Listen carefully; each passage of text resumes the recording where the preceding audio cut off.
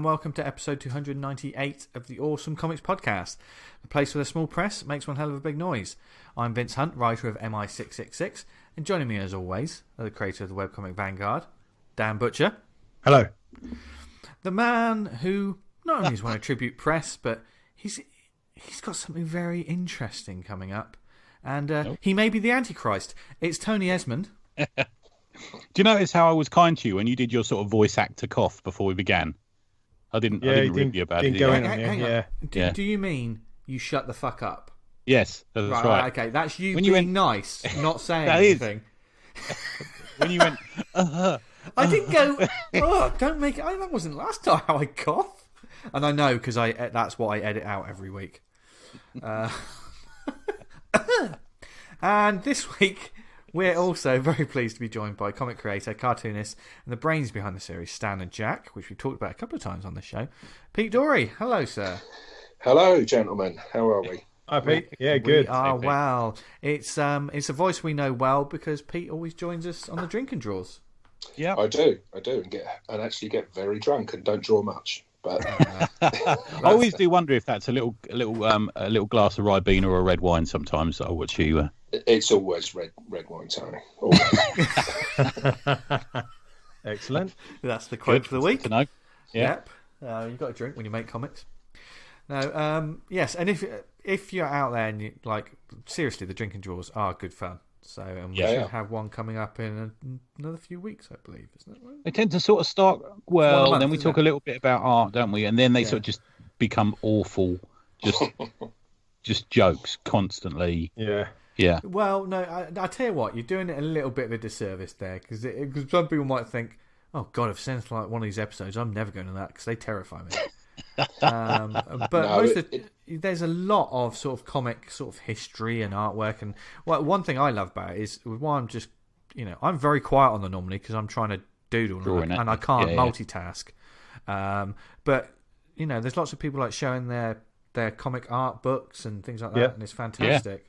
And I'm always like making notes of like different sort of creators to look up. And I like a bit of what did we buy this week. We always have a look at, or this month, don't we? We have a look at what nice hardbacks are out and trades and stuff like that. Yeah, I like that. Yeah, so it's welcome to all. So stay tuned.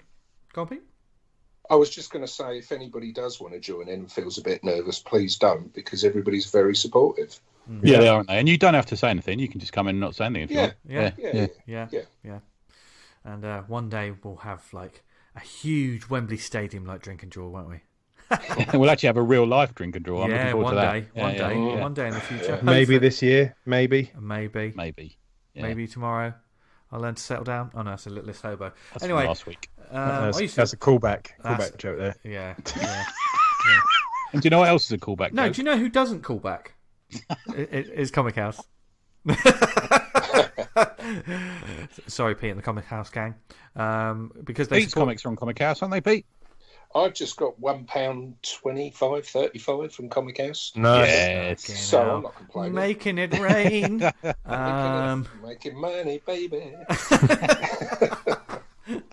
But you should all check out Comic House. They are an indie comic marketplace from the UK that loves comics from all over the world, especially self-published stuff. There's a huge selection of titles on the database. If you self-publish, you can list your book on there and start selling your wares and just get it out to a whole new audience. And we talk about it every week, but there's a digital app with a huge library of comics on there. It's like Netflix for comics, basically. Only £3 a month subscription, which is cheaper than your standard digital comic now.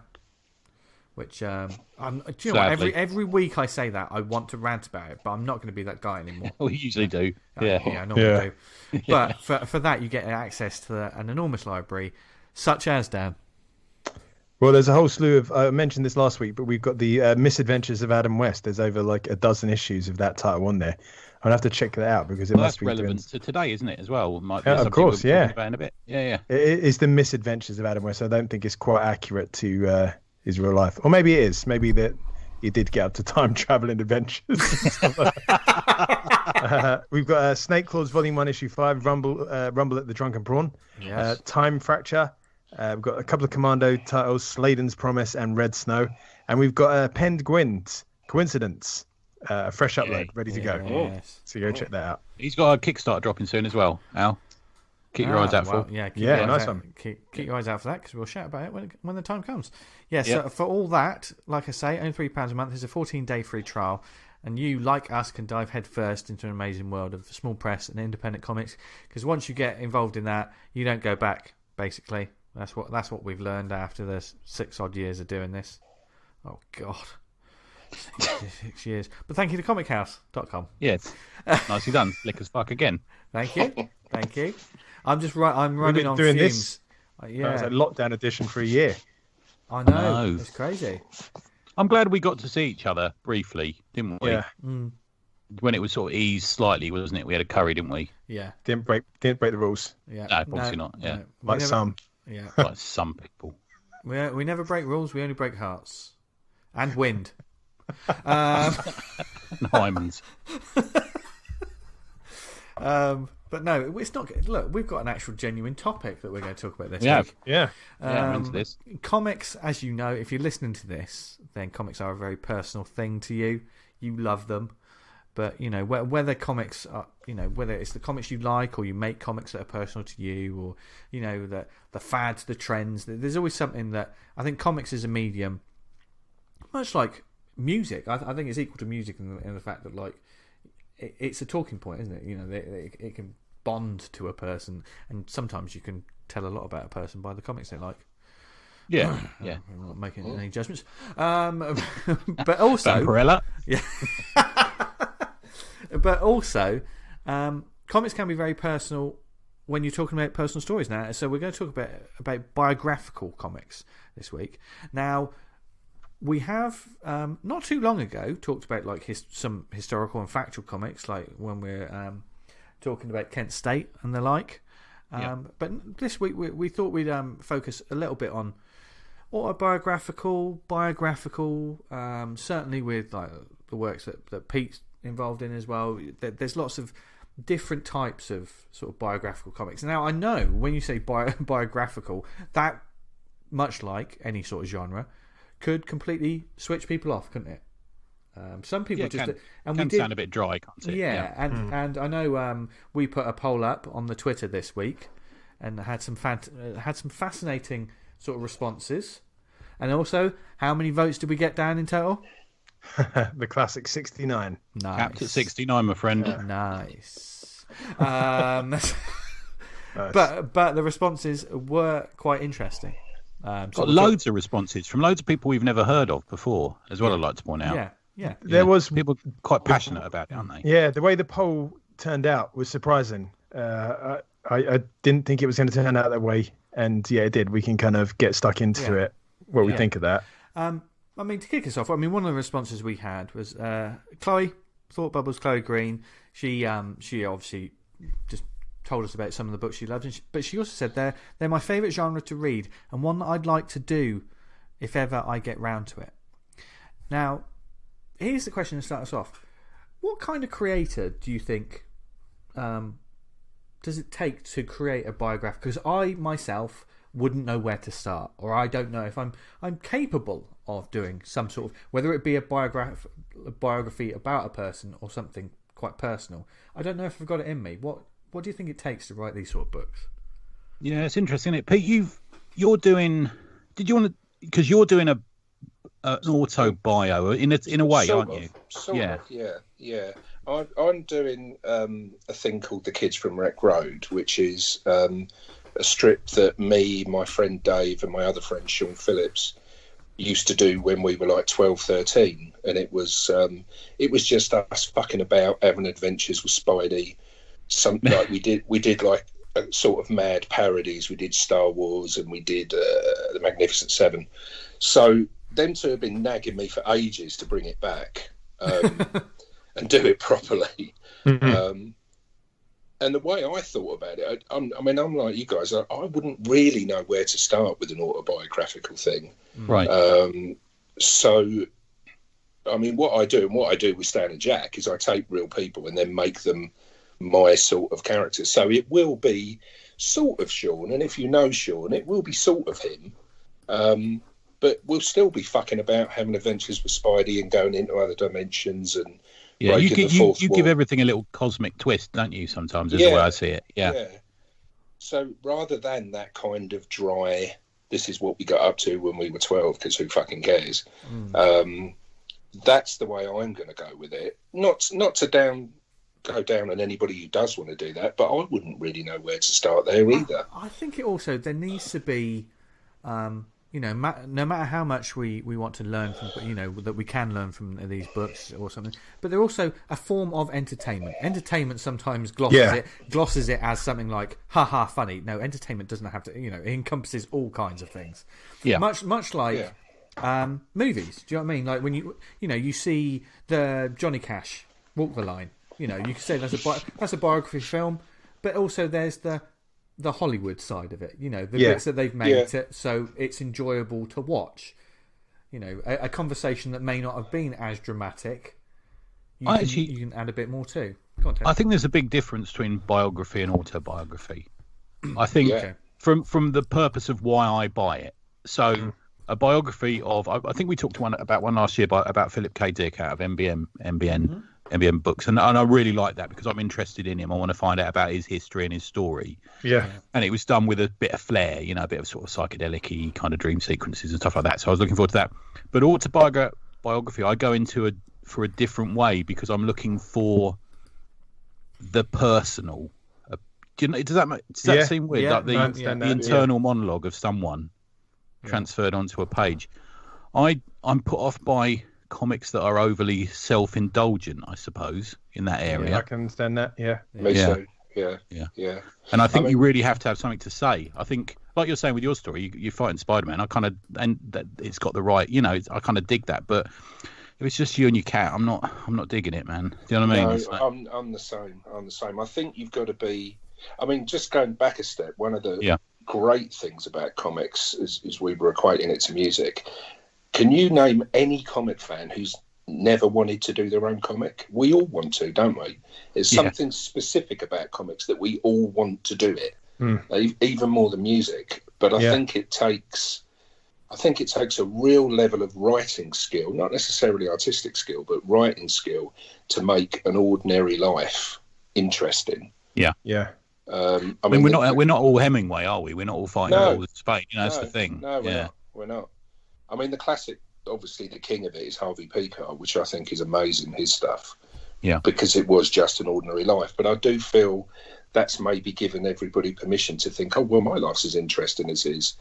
Well, it's not. And maybe you're not as good a writer as he was, I think that is because you can have an absolutely, an amazing life full of, adventures and mishaps, but the ability to translate that into the comic, that's a totally separate skill. And that's why sometimes, these comic creators, when you're reading these books about, the Marvel comics, when it all kicked off and stuff, you just think, my God, these are rock stars. But these creators probably wouldn't be able to tell these stories themselves. But down the line, you can get a creator that will take those stories and be able to make a comic out of them. It takes a certain creator to tell a certain sort of story sometimes, doesn't it? Yeah. Is there any particular, other than Harvey Pekar, does anyone want to mention autobios that they've really liked over the years?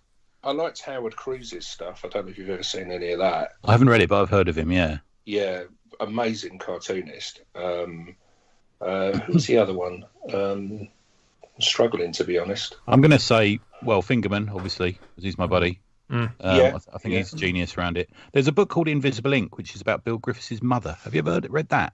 No, that sounds great. Bill Griffiths' mother had an affair with a famous cartoonist, and it's all about what happened. The Playboy by Chester Brown as well, about his masturbating. I think it's and paying for it as well, about his life with prostitutes is an interesting angle. I know. The book I recommended last week was a very sort of, it's very personal, very autobiographical, and it was also a very interesting sort of. It's a creator creating for themselves, not for an audience. That's how I read it. It was a window into someone else's life rather than look at me, which I think can be a very important thing with. Yeah.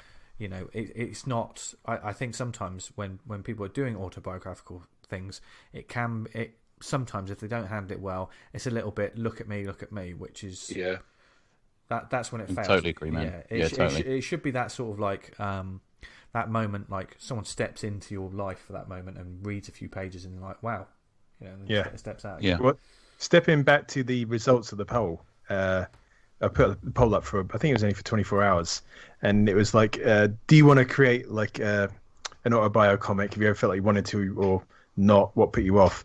And on the poll, we had 3 options. I have created one, I plan to, and I have no interest in doing so. I have created one, got 36.2%, and so did the no interest in doing so, is the 36.2%. Wow. Okay. A complete split. And that, I think, as a subject, it shows that not many people want to create that comic for themselves. I guess the element. Do you think that's the element of what you don't want to put yourself out there? Do you think we keep the person? We should be keeping it sometimes. Not that you know it from Twitter, to be fair, but we need to keep the personal to the personal, really, don't we? We don't want to put ourselves completely out there. I think that completely. Yeah. I mean, I think you have to have a real sense of ego to do that. To go, this is my life. Read about it, everybody. Yeah. But also, you do want to keep stuff private. I mean, most of us hide behind our characters, don't we? Yeah. And sometimes our public faces, sometimes you've got to be bloody brave to do it. Oh God, like some of these ones that these classic ones that. Can I just throw in there Vince AJ Dungo's In Waves? Exactly. Yeah. I think that's a prime example of it to me. Yeah. Especially when someone is recounting either a trauma or tragedy, or that they can be really profound reads, and I say profound isn't a word that you get that often with comics. I think a lot of people would probably like to throw that word around a lot, but how many times has something had a real profound effect on you as you read it? And I think something like In Waves is perfect. It's a perfect example of that. And sometimes, like when we see these creators, these classic books, and it is a window into their life, and sometimes they're fucking like it's not a glamorous thing. Some of the classic ones are like, Jesus, this person's got a horrible life. I mean, I'm a great believer even bad sex is good sex, but there's a lot of bad sex going on in these comics. Yeah. It's a tough one. Like, do you want like people to know about your life, or you're just not interested in? You don't think your life's interesting enough to tell people about you? It's kind of that thing with comedians. They can go into a scenario and then engineer it that something happens to them. They can make a funny story out of it. And the same way with a comic artist, you'd about something happening in your life, and you'd be able to make a similar observations and spin it so it is. I think that's amusing. I think you're right there, D. I think sometimes you need telling a funny story or a funny comic about an incident that's happened. You could tell a funny story about the time us lot were in the pub and I shit my pants or something. That's fine. But if it continues into, and then I went to bed and then I got up and had a coffee, it's like that, then it becomes dull. Yeah. I think there's a line there almost where let's tell a funny story about something that happened. Definitely. Yeah, it's a tough one. I can't. It's hard to say this works and this doesn't, because there's always going to be examples to completely sort of blow that out of the water. But yeah, it's a tough one. I don't like. There was a phase we went through the small press when people were endlessly like posting stuff about how negative their life was, and it's like, I can only read so much of that, man. Like, like I like. I'm quite sorry like about watching, that, by the way. I apologise. Yeah. I like watching documentaries on sort of like killers or something like that, but I can't watch those fucking programs all day every day. It's just so depressing. But I'll tell you who the king of it for me is Eddie Campbell. Okay. I really enjoy his day to day because he builds up this sort of nostalgic community and friends and incidents and stuff, and it becomes an interesting soap opera to follow, I think. I quite like that. Yeah. There's a lot of pages of it as well. I tell you what, I've mentioned this on a couple of episodes. I think I mentioned it last week, but Sam Webster's autism anxiety, that's very kind of insightful. Yeah, it just tells you exactly what he's going through, and it's nothing. I've not had any exposure to people with autism or the condition. I couldn't tell you anything about it. So reading Sam's comic, and he's very frank and forthright with what he's gone through and is going through, and it's kind of made me think, okay, it's got a message to it. Definitely. He makes you realise how it is for some people. And And work like that, doesn't it? It's important because not only is it insightful for people who don't have these sort of conditions and stuff, but for those people that do, it's a sign of like, oh, someone else has this as well. I mean, it can work on. I actually think his comics came alive for me when, I mean, he did his sci-fi stuff and that's all cool, but his comics came alive for me when he started making it the more personal thing. Yeah, and I agree. got a little window into that, to be fair. When he did the bus thing, That's what was that book called? Yeah, I hate everyone on the bus or something. Yeah, that did. yeah, that did really well. I mean, like people were loving that. So, yeah. We like to be angry, right? Angry. That's always a good thing to do. But it's always good when someone looks back at something they've done in the past and then says, "Oh, I was wrong. I've grown from that. I was so fucking stupid." And Sam has got that in his work. And I guess, do you always look back at yourself and stuff you've done in the past, and think, "Oh, what a fucking idiot! I shouldn't have done that." Every single day. I literally make a noise. Sometimes I walk down the road and I remember something stupid I've done, and it literally comes out verbally. I make a noise. I've done so many ridiculous things in my life. What do you mean? What's the noise that comes out? Well, I think I've done something like, oh god, like that. Literally like that. Oh, I thought it'd be something funny like. Bah! The only trick I've of when you get like your brain decides it wants to fuck you over and like remind you of something embarrassing you did, is to absolutely turn into the skid and just sort of like, yeah, I did, and just play for the scenario in your head. Go, yeah, that's what happened, and then hopefully it would never have power over me again. Do you know what I mean? Like there's times like you think, oh fuck, yeah. Just, I did that. Fear is the mind killer, my friend. Yeah. Can I bring up the thorny subject then of Crumb? Go for it. Yeah. That's it's not all, is it? But there's certain autobiographical moments in that, aren't there? Let's face it. Yeah, it's tricky, isn't it? He went from kind of like getting like quite the fan group, and then more recently he's become sort of vilified for doing. What is it for? Is it objectification? Is that the kind of the stance? I don't know. I think so. I can't quite work it. I know he was kind of like, obviously like back in the day as a darling, and then he kind of like he's fallen out of favour. Perhaps it is because of the objectification. But then like. I think that documentary didn't help either. I mean, he doesn't come across as likable in any way in that movie, does he? Oh, he comes across as the bloke you'd avoid, and he likes women to give him piggybacks. Yeah, that's very much evident in his fucking books as well. Yeah, it's a big thing. Yeah, he's big into that. He's like he's thick girls, doesn't he? Sort of manhandling him. Well, I think we've all been there. Yeah, you kind of have to go back in the 60s. Yeah, that was groundbreaking, and nobody was doing it. But please stop now. Yeah, we kind of don't you? I like his line. I'll be honest with you. I do too. Yeah. I mean, I think his art has been an influence on a lot of creators in terms of like, and his honesty. I think in a way. Yeah, definitely. Yeah. I mean, there's stuff he talks about. Like, fuck me, man. I would never say anything like that. Nice. Yeah. Not that I'd do anything like that, but you know. Well, I suppose the next question then is from Crumb, whose life was autobiographical, but part of him, and isn't this true for everyone? Nearly, isn't there a bit of you in everything you write? Yeah, absolutely. Yeah. And the one I'm thinking of is Dave Sim. Yeah. Oh dear. Yeah. It's such a shame, isn't it? It's such a shame. Yeah. You can pick up those kind of the way you can tell what the character, the writer and maybe artist is thinking, and way they fall a certain way by the creative content they put out. The more they do, the easier it is to kind of pick out. And sometimes people have gone absolutely wrong and said, "Oh, Joe Bloggs, he falls way to the left." And then you look into his posts or whatever, and he's like, "Oh, actually, he's on the fucking right." That's one of the things about social media, isn't it? That now there's no illusion about the way someone thinks. You can just go look at their timeline and. Well, look at Steranko this week. that was another one, wasn't it? Yeah. Everybody's realised what he's all about. Yeah. I'd missed that. What was that? He is about as far right as it's possible to be. He's a Trump fan. He's out there calling it the Chinese virus. He's a racist. He's, you name it. He's an absolute arse. Comics, aren't they? Comics. Fun? Yeah, and he's got a hell of a syrup. That's what I will say. He wears that syrup with pride. Yeah, because he posted up a picture this week, and I sent it, tweeted it on because I thought, "Fuck me, that's great." I think it was Batman he did.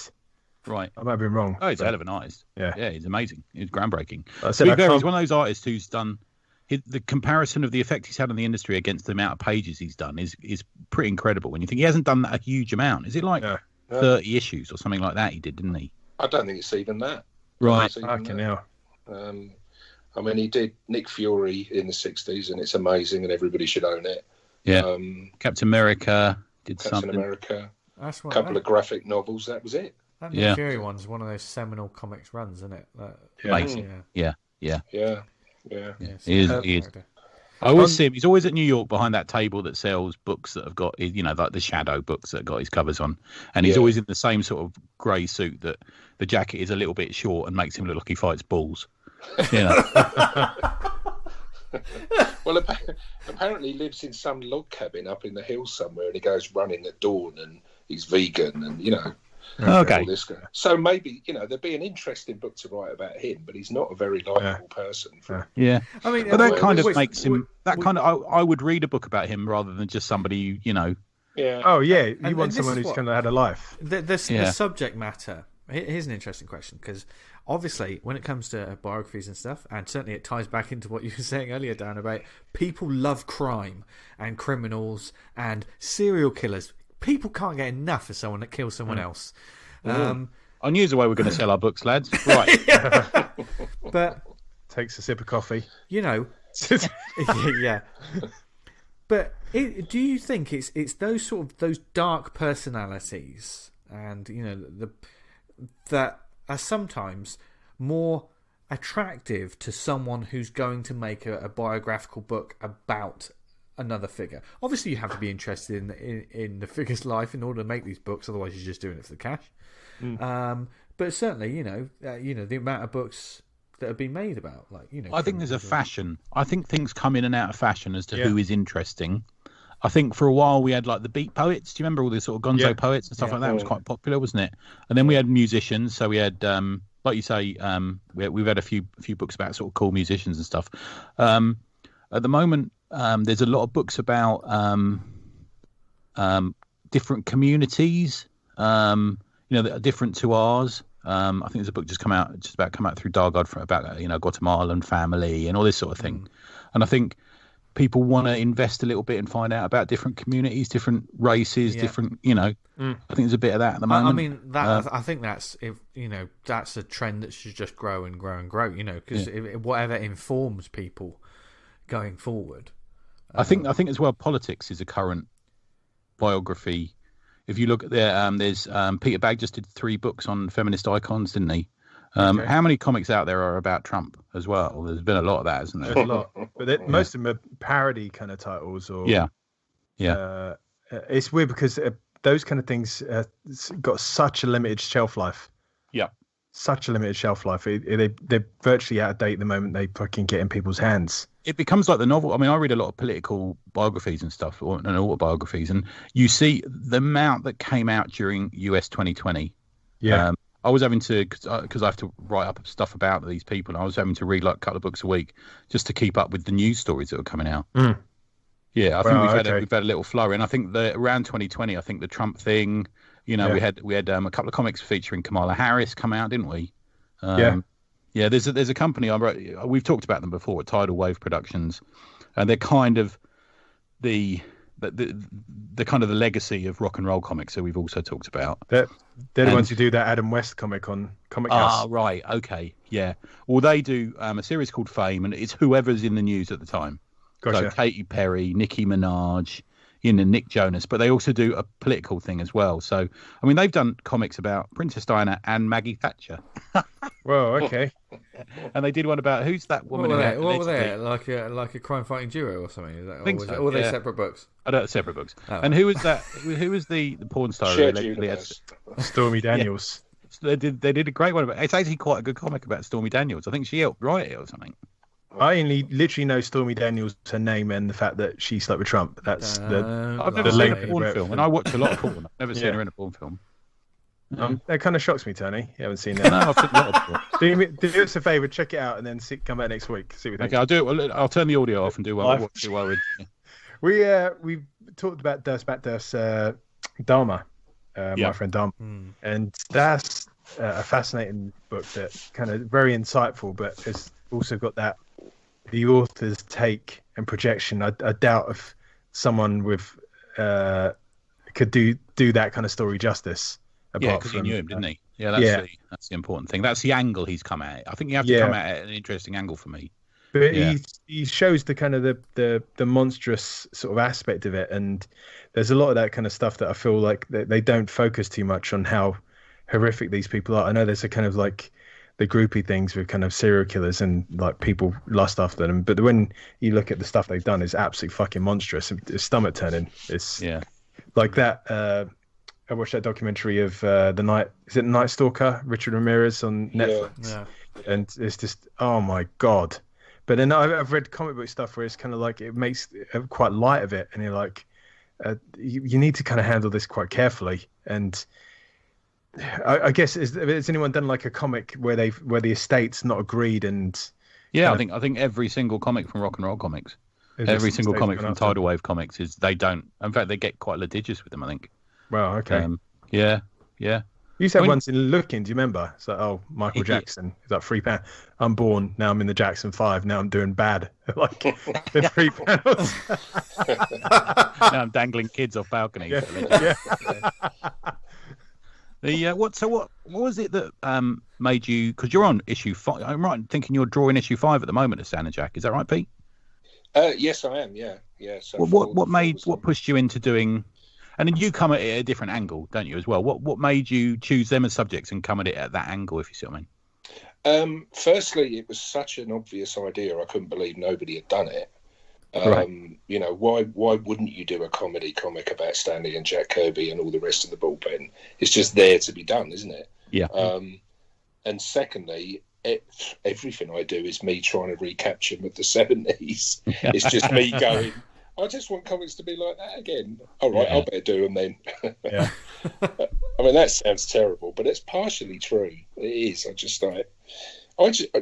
mean, like you guys, like everybody, I just go, well, no one's doing this, and I want to read it, so I better do it then. Yeah. Did you want to give the listeners who haven't read it just a little taste of what happens in the first guy? Because it's not what you'd expect, isn't it? It's not like a dry story of the bullpen. There's all sorts of things happening in this, aren't there? No, that's right. I mean, I think you said to me, Tony, you were a bit unsure when you picked it up, like, oh, is this going to annoy me? Is it going to be? Which is a totally fair reaction to have. But, I mean, I always describe it. Didn't, incidentally. Yeah. I know. I always describe it as the that old issue of What If, where the bullpen were the FF. I love that issue. But played for laughs. So as if it's like a mad or a cracked parody of the bullpen. That's good script. Yeah. And it's Stanley and Jack Kirby, and they go off into another dimension where Steve Ditko's there and Gil Kane's there and everybody's there. And they have to find out who's captured them and what's going on. But you lay on it a bit of history as well, and just little flair bits that made me giggle. Like whenever you see Gil Kane, he's always sort of in extreme proportions, you know, reaching towards the camera as if it was a Gil Kane drawing. You know, I like that. Up his nostrils, because those are good jokes that everybody's going to get. I mean, that was the only thing that, and like the Vince Coletta running joke where everybody slags Vince Coletta off, and that was the stuff I thought, well, is anybody other than me and Dave and Sean going to get this? But there's enough of us old gits. There's a few of us out there, aren't there? There's a few of us still about, and even some younger people still like them and go, you know, some people go, well, who's that? Oh, well, this is George Tusker. Let me tell you about George Tusker, you know, whatever. So it's sort of a stupid history of comics in a weird kind of way. The Vince Coletta really shoddily inked. He's half rubbed out. Yeah. You know, he will be when I do him. He hasn't turned up yet. It's just every episode somebody slags him off. Yeah. You know, like I think in the second issue, Stan says, "What's the worst thing that could happen now?" And Wally Wood says, "Being inked by Vince Coletta." I don't know. But these people were absolute characters, weren't they? I mean, Wally Wood. Yeah. You could do a graphic novel on him easily, just him, couldn't you? You know. Yeah, you absolutely could. I mean, you know, he had a terrible end. You know, he hated everybody. Didn't he live above a? Was it in not Sunset Strip? It was someone like that. He lived above a shop or somewhere. Didn't he? I think it was Sunset Strip. Yeah. Right. Yeah. Towards the end of his life, he was doing porn comics, and I think it was his publisher that found his body as well. Right. Because I mean, that's the thing with me, is that, you know, I love those biographies. I love those stories and those histories. Yeah. So, you know, you asked me where they all drank in 1977. I can tell you. You know, Yeah. it's pathetic, really. But you know, well, when we were talking a couple of weeks with the dude who wrote a book on Bill Finger. Yeah, absolutely. I mean, I read and listen to those talking books all the time. They're just they really capture an era that we're sort of lacking a bit now, aren't we? The real personalities of these people, which were brought out by Stan, that Stan played on to sell the comics with, you know. Yeah, totally. I mean, you know, there are artists and writers that I admire now, but they're just people who are very talented. Whereas to me, people like Wally Wood and Gil Kane were gods when I was a child. Yeah, John Buscema. Yeah, John Buscema. Yeah. I know. Giants walk the earth, in John's case, literally. So that's the angle I come from. But it's, you know, it's a fun celebration, is what it is. At heart, it's just a silly romp. Have you had anyone come back at you and say, "Well, that isn't right"? I think you'll find, you know, it's hard with your comic, I know, because they're all in space and all sorts of things, aren't they? Yeah, I think there was somebody said something about Gil Kane.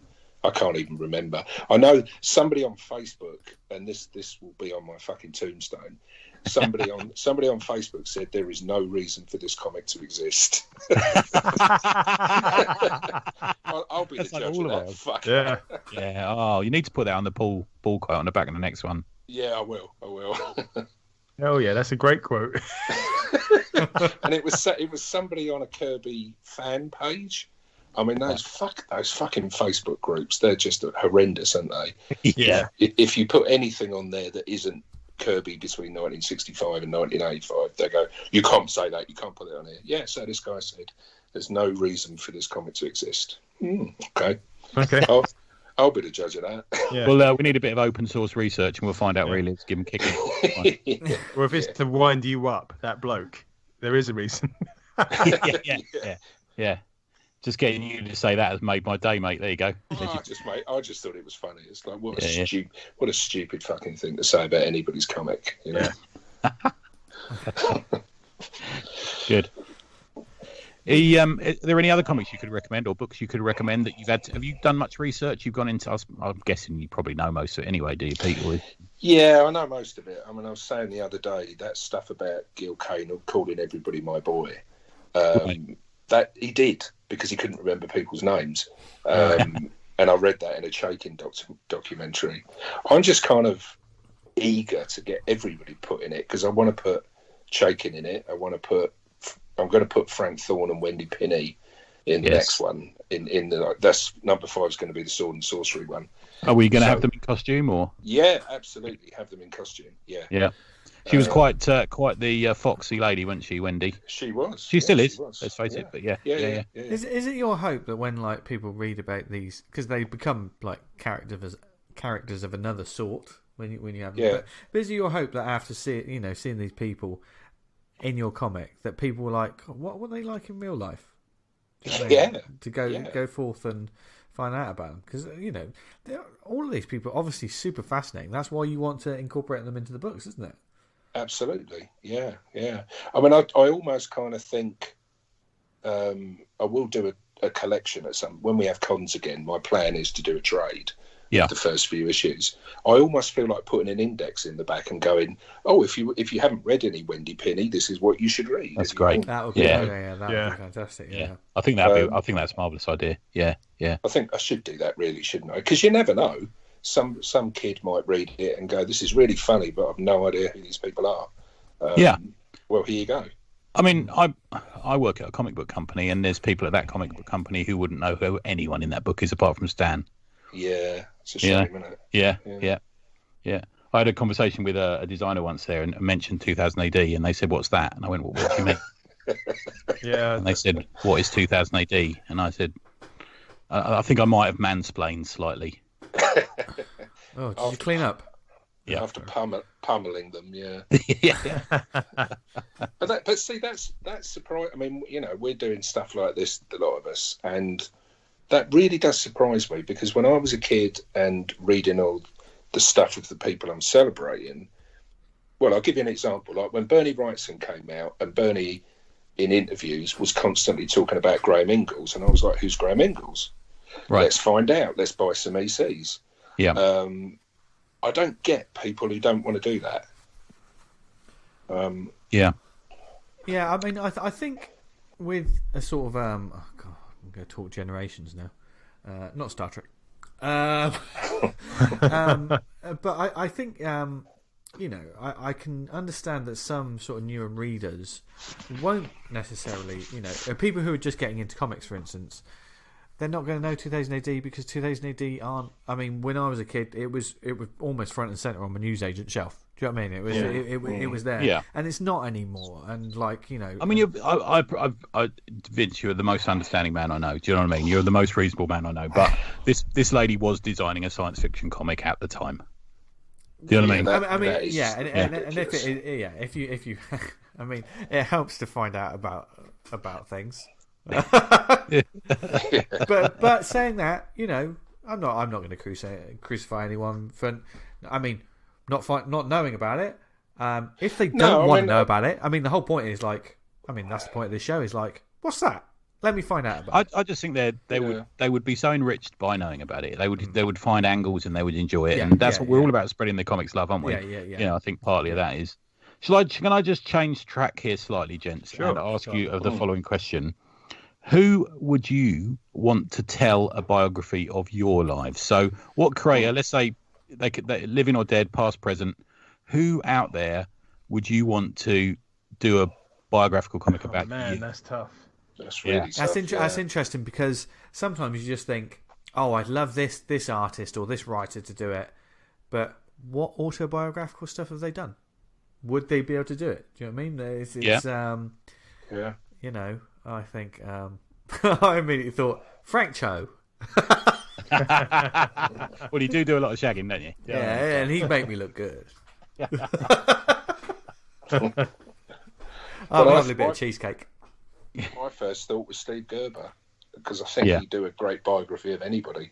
Because it'd all be interior. Because there's nothing interesting about my life. Fucking hell, it's all interior. Until tonight, Pete. Until tonight. This is where it all kicks off. Yeah, I don't know. No, that's a tough one. Yeah, I don't know. That's a real tough one. Yeah. Well, would it sell? Is the other question. Yeah. I would like later years Ditko. Okay. Because when he was completely off the rails. Yeah. I think sometimes for a lot of, I want to say your average Joe lives, if you know what I mean. Whenever we think, oh no, it could never be a thing about my life. I think there can be a comic about anyone's life, and I think the best type of comic for that is the newspaper strip type comic, the 4-panel, because we may think, oh, my life's so boring. There's probably one moment in your day where something funny happened or someone said something, and that is the strip. Do you know what I mean? That's the moment. A lot of these ones, these classic sort of newspaper strips, are probably, they're quite autobiographical in themselves. Even fucking... George and Lynn was definitely based on my life. I think it's that I thought you were Hagar the Horrible. Oh, that's true as well. Yeah, that skill of picking moments out and then have that make a database of them ready to kind of go. Yeah. I remember when my kid said something funny, and and I think that's why it works so well. I mean, there's a lot of especially with webcomics, that are the modern newspaper strip in some ways. A lot of these sort of Instagram comics and stuff. And there's some ones I read that are hilarious, and they clearly they must be something like their kid said something stupid. But I know, but that whole my kid said something funny, every parent has experienced that. Yeah, I just kind of think we need something a bit more original. I'll tell you what, sometimes it's back to the cat thing again, isn't it? It's a bit, I really don't want to stamp on anybody else's work, but I just think there's a bit too much of that stuff flying about, and there is. Yeah, I mean, generally, everyone has well, not everyone has kids. You get kids, you interact with them, but like your own kids are fucking the best thing since sliced bread. But to everyone else, it's a bit like, oh, okay. Yeah, you've said that before. I remember, D. Yeah, it's true. It's true. And I think that's sometimes like when creators make them characters. Do you know what I mean? So it's not. I think how I mean it is, they're not. It's not a strictly autobiographical comic, but just say you're making a comic about a family. And you can use things from your life, every day-to-day life. Do you know what I mean? Like, oh, they said something funny. So and I think that's how some creators get around that whole, oh, God, I don't care about your, like a lot of readers like, I don't care about your life. Because it becomes it becomes the characters that people like. And the characters become a conduit, that's my word of the week, for your personal experiences. Doesn't it? You know, this sort of like, oh, this terrible thing happened to this person. It might have happened to the creator. You don't know, because that's that sort of thing. I think creators, when you create comics, there's so many avenues for you to explore. It's how it's done, man. Yeah, it really is how it's done. Yeah, and like that. And sometimes it works really well, and sometimes it doesn't. Yeah, the prime example of that is Pete's book. If it was just. Stan and Jack's relationship probably was mostly over the phone for many years, and just them phoning each other wouldn't be very interesting. But if you send them into space and start fighting people, I'm right behind that. That's brilliant. Yeah. And I made Jack like a cross between Ben Grimm and Nick Fury, and made Stan loudmouthed and cowardly. So you've got fun there anyway, haven't you? Yeah. But in terms of kids strips, apart from Peanuts, which I think gets away with being sweet and twee. The only kids strips I like are the ones where they're like proper kids, like Calvin and Hobbes, who's a horrible little bastard, or Nuts in National Lampoon. Have you ever read that? No, I've read that. No. That's like the dark side of Peanuts, and it is again just this horrible kid and his horrible experiences. Yeah. So those I like because they're like real children. Yeah. I tell you what, the ones in the Phoenix are absolutely fucking dynamite as well. They're Are they? Yeah, they really, the people at the Phoenix fucking get it. You know what I mean? Yeah. They're... Yeah. You don't talk down to kids, otherwise. No. They knife you these days. Yeah. And they won't sell you any more heroin. Yeah. But you said there's a lot of those 3-panel strips that I sort of see and just think, what the fuck? Where's the joke in this? It's really. Well, it's like Family Circus, isn't it? Or what's the other one people are always talking about? What's that? Funky Winkerbean, which is just the most humorless thing you've ever seen. What's that one that used to be in the Metro about the goth girl? Neve. Is it Neve? Nemi. Oh, that was awful. Neve, yeah. Yeah. I read that and go, what? That one you like, Tony? Is it the Spanish guy or Mexican artist? When it's got the. Is that Fowler? I can't remember the name of it. It's all the same looking people, and they've got the same face expression all the time. Really fun. Coelho, or what his name is, yeah. Because there was one today, and someone's like, "I don't get the joke," and I sort of said, "Well, that's it." And there was a big conversation which I muted. It's like, if you don't get the joke or something, just move on. Like, is that the one where there's the couple having a selfie done, and in the mirror above them you can see that it's the baby attached to the cord using the phone to take a selfie of them? Is that the one? No, this one was the one where sounds horrendous. There's like a bank robbery. I get the joke. and it ended up with like the person who owned the bank getting robbed ended up taking away like the little kid of the bank robber. And the guy was like, I don't get the joke. Is that, well, there's an old man taking away a little boy. Like, it's full of people sawing hands off and doing shit on each other. He gets a lot of banned, doesn't he? He does get a lot banned off Instagram. Yeah. Does he? I'll send you the link, Pete. It's better than it sounds. To be fair. Well, it does sound quite intriguing. It's got a visual start. I mean, this is an artist. You'll know it as soon as you see it. Yeah, as soon as you see it, you know it. Plus, it's the sort of person that will then do sell-out galleries. Yeah. They've done some amazing art exhibitions and stuff that I've seen. Okay. Yeah. So I remember reading the fucking book on the train, and I turned to one, and I was like, can't read this on the train. Yeah. There is those sort of like, what the fuck? I can't think of the geezer's name now. It was killing me. I'm liking the sound of it better and better, actually. Because the characters always have this properly creepy smile on their face. it just makes everything more disturbing and funnier. Do you think you can find it, Dan? I will. Yeah, I'll find it. You look for it as I talk about some of the responses we had on the Twitter feed, as well as the poll. We had some great responses as the question as well. Yeah, and some shout outs. Lisa Richardson, she said, "Oh, yep, all my comics are autobio, even Hauntings, which she sold out of." Which that's clearly got a copy. Yeah. I feel like if there's one thing I can write about in a fun way, it's my lived experience. And then there's some links, so check out the Twitter feed for that. But yeah, Lisa does a good line in sort of autobio comics. It's the real,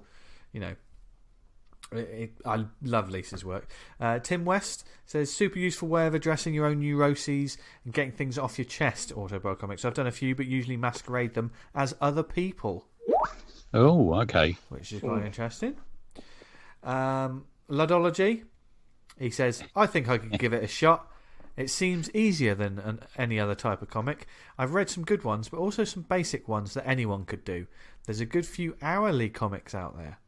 Yeah, there is, isn't there? Yeah, that's true. Is that like well, clearly it must be a comic that's made in an hour, I'm guessing. Yeah. Otherwise, if you're putting out a comic an hour, you're dead. God.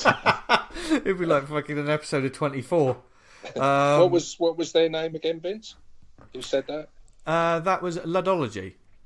Well, go and do it, son. Go and do it. Go and do it, son. There you go. Your comic. Yeah. He wrote me a lovely email this week, Ludology. Yeah. He gave me how much he enjoyed Hercules 3. So thanks, dude. Yeah. He's going to hell as well. Yeah, he's clearly wrong. Yeah. Mark Jackson. I've just DM'd you that profile, by the way. It's I've just seen it. Yeah. Joan Cornella. Yeah. I've just sent all them in the Skype chats. Yeah. Good luck sleeping. Mark Jackson said, a few years ago I worked with Edith Zimmerman and made comics about my family life for Spiral Bound. Matt Boyce. Yeah, which at Matt Boyce Draws says, I've done a few about growing up in a deaf family and being a native BSL user. Not sure I'm going to do any more, but the links are here. Oh, that's interesting. Yeah. And they look like fascinating comics. I learned a bit of BSL a few years ago. The great thing about this sort of Twitter thread is there's lots of great creators who are posting their work on there. So seriously, when you see the poll on the Twitter feed, look at the thread because there's lots of great links. Sam Webster, there's a link for autism anxiety. He says, in terms of why I broke big time and massively regressed, the worst my mental health had ever been, the autobio comic became a good therapeutic exercise to explore my mental health and well-being. I love the way you read that in such an upbeat voice. Yeah, I tried. I know, I went a little bit partridge. Sorry, Sam. And he said, well, cause the better I'm doing, the fewer pages get drawn, which I guess is bad for readers. But interesting that like the effect that comics have on us. It's kind of a venting thing. But it's like that sort of like a musician. It's like, what am I? The classic albums are the ones of someone struggling. When they're a millionaire, no one likes it. When they're not as good anymore because they've got nothing to complain about because they're millionaires. Yeah, it's the old second album shit, isn't it? Yeah. Exactly. It's hard for Dre to talk about the hood when he's living in the Beverly Hills for 20 plus years. I mean, I'm quite happy to do comics about prostitutes still though, so that's fine. Hey, somebody's got to do it. Yes, somebody's got to do it. I'm just looking at this Joan Cornella. It is deeply disturbing, isn't it? And weirdly addictive. Yeah. I don't know if I like it, but I'm drawn in. but it won't let you leave. Lucy Sullivan, Barking mixes autobio with allegory. Found it hard to be totally honest about my experience when drawing myself, but not when putting to a character. That's interesting. I wrote something and I put it aside because I thought it was too honest. Yeah. That's going to scar you. What, even for you? Even for me. Yeah. And with Barking, said it was made less as a cathartic and more about breaking taboos around mental illness, which is fair enough. Barking's a fantastic book. You don't need us to tell you that because everyone's been saying it. Gumshoe Comics. What I love about this thread is there's lots of people that haven't. Yeah, we haven't seen them before, have we? Yeah, yeah. Gumshoe Comics says, I have, but I tend to keep those to myself in terms of autobio comics. If I were ever to release them, I feel like I need the permission of the other people mentioned. But frankly, I'm okay with keeping them private for now, which I think is a fascinating angle of making comics, but then just keeping them. So that must be. That's an exercise for yourself. That's fucking isn't it? tough. That's I don't know if you could do that. But then that is almost, is that a sort of therapy? It's almost like a diary. Might be isn't therapy. It's like keeping a diary, isn't it, of your day, that kind of thing. You know. Yeah. And diaries are very private things. I mean, diary. I'll tell you whose diary I wouldn't want to see. John Otway's. The prison diaries. No, we love John. We love John, but he is a murderer. Yeah, he's a murderer. We're going to write a comic, bro. Tom Stewart, our mate Tom, he says it sounds really mad, but I've always wanted to do one. Then, like Pete, what do you want to tell Tom? He's always wanted to do one, so then go ahead and do it, son. There you go. Yeah. And he's dipped into comics recently, so he can get on with it. Yeah, because genuinely, you're the only one who can do it. You're the only one who can tell that story the way you tell it. So you don't need anyone's permission. Go ahead and do it. Yeah, that's the old Eddie Campbell quote, isn't it? If you make comics, you're in comics. Yeah. Don't worry about it. Just make a comic. Yeah. He's always slightly worried it'll be too whiny, or I won't enjoy drudging up some memories and seeing them realised on the page, or it would just turn out to be boring as fuck. Yeah, but you don't know until you do it. That's the risk, isn't it? And also, that's the risk. If you do it, you don't. If you read it and just think I'm not comfortable releasing this to anyone, you don't have to. He's a funny bloke. He'd get away with it. Occasionally, Tom, he and I share each other's unboxing videos. Yeah, you've seen some of them. Yeah, and Tom is one that I know. He said this in the thread as well. Is one of his personal favourite genres to look through on his shelves. I know he's so well read, and he loves a lot of this sort of books. And he says it's also worth noting that a lot of tremendous cartoonists do auto-bio work. There is lots more. I mean, this thread is massive. I could be here all night. Did Julia Round send through one? I think she did, didn't she? About her experiences of reading Misty comics. Yes, Julia Round at Hypno Jew. I wrote a 4-pager about how my childhood memory of girls' horror comic, Misty comic, led to my research on British comics. After Dr. Mel Comics said this was like a typical Misty story. Yeah, that's good because I did a Misty episode this week with Sarah. Brilliant. Sarah was great on it, and I got a lovely message from Julia about the episode. So that was very kind of her. Brilliant. Yeah. And there is a link for that one as well. You can read that; it's free, I think. I read it; it's very good actually. Yeah. John, go on. Sorry, I think that's a good point as well. Don't feel you've got to do a 120-page graphic novel. Do a page and see how you get on. Yeah. Just try it. Yeah, and don't forget we've got the anthology open at the moment. So if it's good, it might even get in there. So there you go. There you go. There you go. Just a couple more. John Myers said, "I made so I guess my body pretty much hates me now." Oh. We've all felt like that. But that is about being diagnosed with multiple sclerosis, because obviously making a comic is the most practical and sensible way to deal with such tidings. And it was winner of Best One Shot in the 2020 Broken Frontier Awards. Oh, there you go. So, nice one. Yeah. And I think personal work, and how can we not? Who's this? At Vanguard? Oh, the bloke who likes vans. Vanguard comic. He said, Cat Chapman's Follow Me In is a favourite of mine. Yeah, sets a high bar indeed, doesn't it, Dan? Yeah, I really like that title. It's kind of stayed with me. Another one that gets mentioned is Americana. That's another good one as well. Yeah, another previous guest. Yeah, and another creator. Just the last one. I mean, literally look at the thread. Kristen Haas Curtis at Hello Misk. I've been making them for over 7 years now, and it remains my favourite kind of comic to make. It keeps a record of my life in a way that slows me down and helps me reflect on my days and moments. I love rereading my old diaries. And there's some. I mean, you can make a comic just for yourself. You don't need to sell it, do you? Let's face it. Yeah. And there's some great comics there on that one. So check out that link as well, because that looks great as well. I love these threads where people are posting their work. That's what. It's free comics, isn't it, mate? Free comics. Must do that more. Yeah. Yeah. So I mean, I think it's autobiographical comics are they're a fascinating genre to me, and I mean because autobiographical are fascinating. Biographical, I see them. I don't know why. In my head, I see them as the knowledge books. They're the almost library books. Do you know what I mean? That's the important people of history books when I think of biographies. Yeah, it must be great for kids these days. And you're learning about Che Guevara in history class. You can go and read a comic. I never had that alternative when I was at school. I had to read some dusty old book. Yeah. I would have been reading so much more.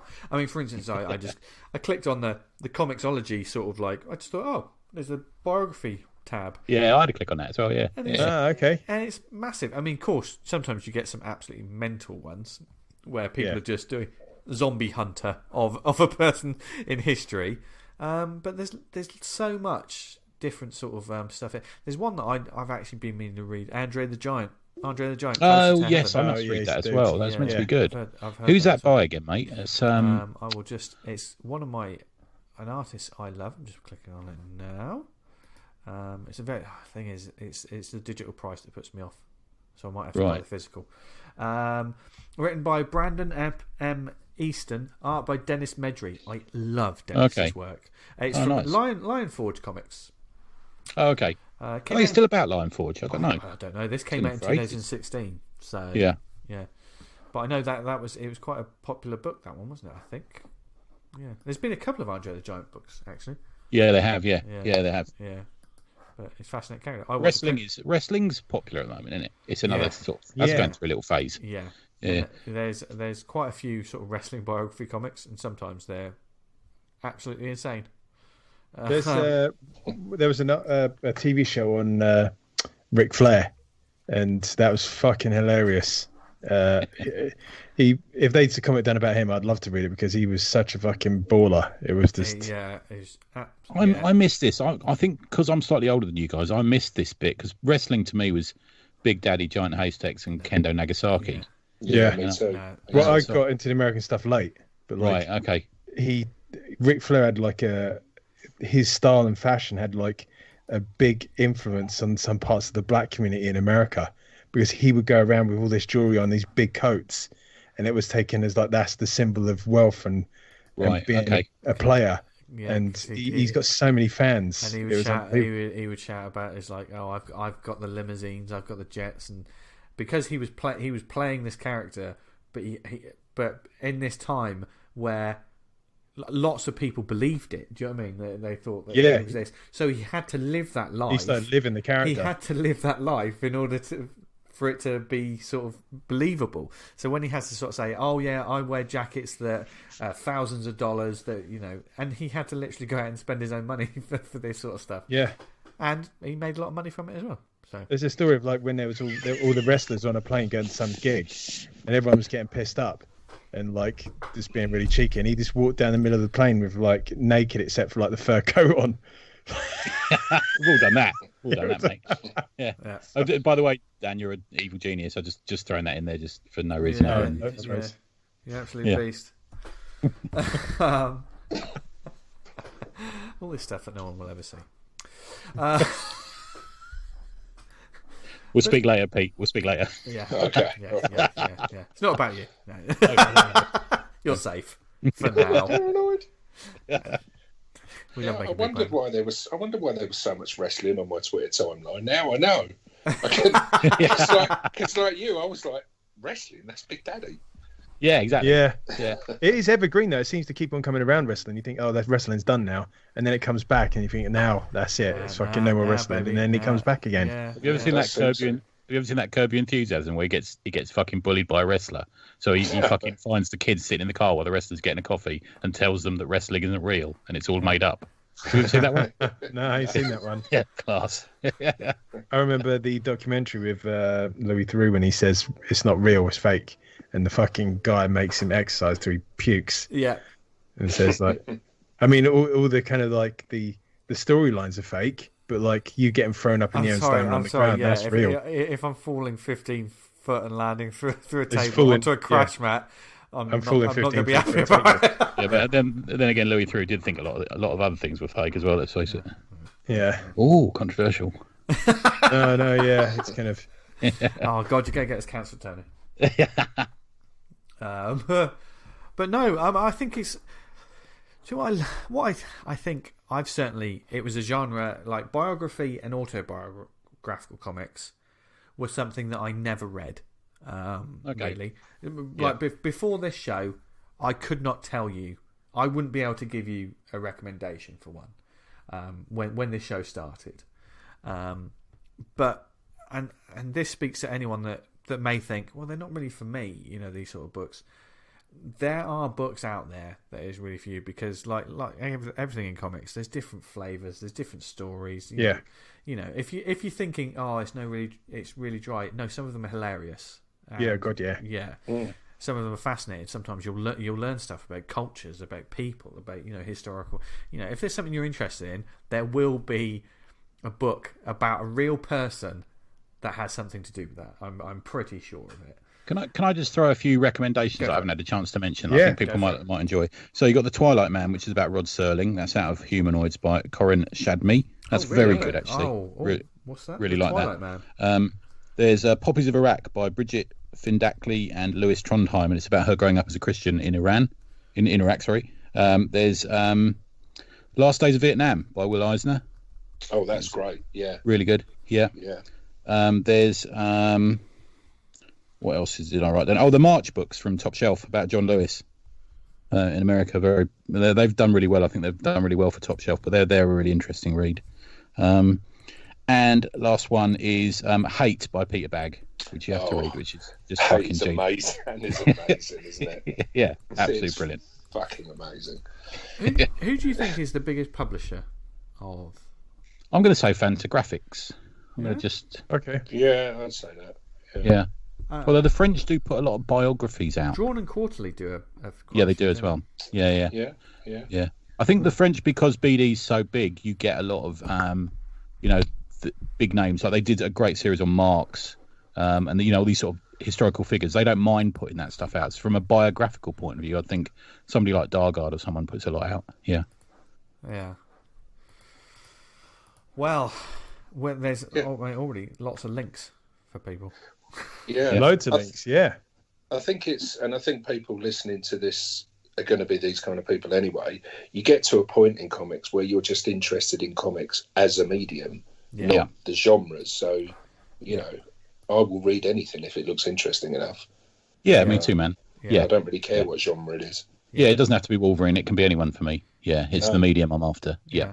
As my bank balance will attest. Yeah. Just read whatever comics make you happy, because that's what we need, more people reading comics. Yeah, because there's enough about it to make you feel shit. So find something that makes you happy. Yeah. And I think it's great that like more of the like we touched on it earlier, that more of these sort of like sequential tellings of like historical events or people's lives are more readily available for kids. You know what I mean? Yeah. Because, we all would have given our left arm to, I would have been more interested in reading about something than... Mate, the no-brow books that relate to historical figures and naturalists and politicians and stuff do really well for us because the libraries all buy them. So, I was just trying to find one that I read out of my local library. It's Jack Jackson, who was an underground cartoonist. All right. And he did, I think it's called Indian Summer or Apache Summer. Okay. But if people Google it it's very much worth reading. It's about this girl back in the Old West who was this white girl who was kidnapped by Indians when she was 5. And it's her life story. All right. And I did read that in the educational section of the local library, so maybe schools could get it. That's definitely worth reading. Oh, good stuff, man. Yeah. I forgot on that one. Nice. So keep your eyes out wherever you go to find comics. Yep. Try something. And if you've always been thinking about doing it, just give it a go. You never know what'll happen. And grab Stan and Jack. And Pete Doree. That's a good one. Yeah. Yes. And follow Pete. I mean, we're going to give you... He's with us for the rest of the show, for God's sake. He's not going anywhere. Yeah. I'm not going nowhere. We've trapped him now. Yeah. No, completely. Do a page, do a panel, do 3 panels. Just try it. Yeah. I mean, if fuckers like us can do it, anybody can. It's true. Yeah, very true. Yeah. There you go. Have you seen some of the shit out there? You'll be fine. Yes, exactly. Exactly. You'll be fine. There's some right shit out there. That's what you're going to take away. That's what you'll take away from this episode. I mean, I do have a file on my computer called Comic Pros that I'm better than. Where I just save panels I've seen and go, fuck me, I'm better than that. Yeah, just to cheer yourself up at the start of the just to drawing make day. yourself feel better, exactly. Speaking of making you feel better, what shout-outs do we have this week, Jets?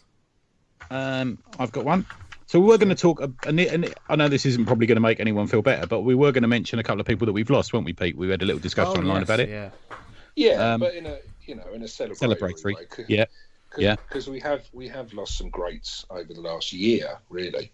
Yeah. But the two that kind of really hit me hard was Richard Corbin. Yeah.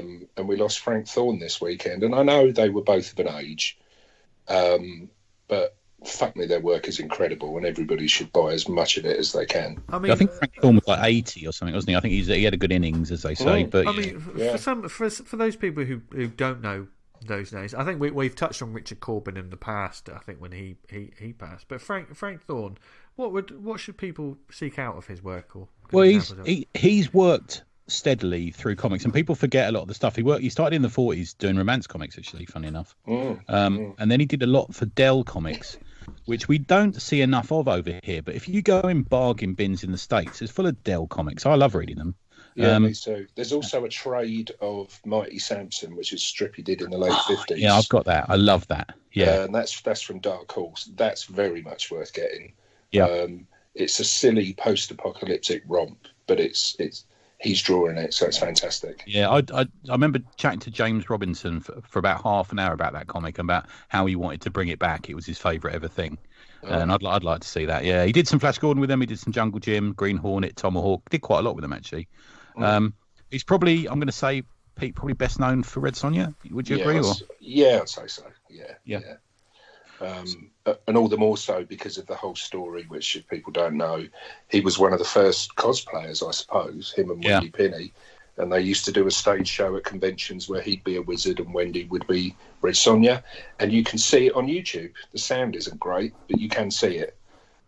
I'll definitely Google it, because he looks impressive, and he looked a bit hippy dippy, didn't he? Anyway, until that long beard. But Wendy's a good looking lady in that costume. Yeah, she wears it well. She does. And he used to pose, and some of it was involving him doing like Red Sonja, what was now known as cosplay competitions. He used to judge them as this wizard, which sounds a little bit creepy. I'll be honest, kind of bit, but yeah. He did some erotic fantasy as well. He did Gita of Alizar, which I read recently.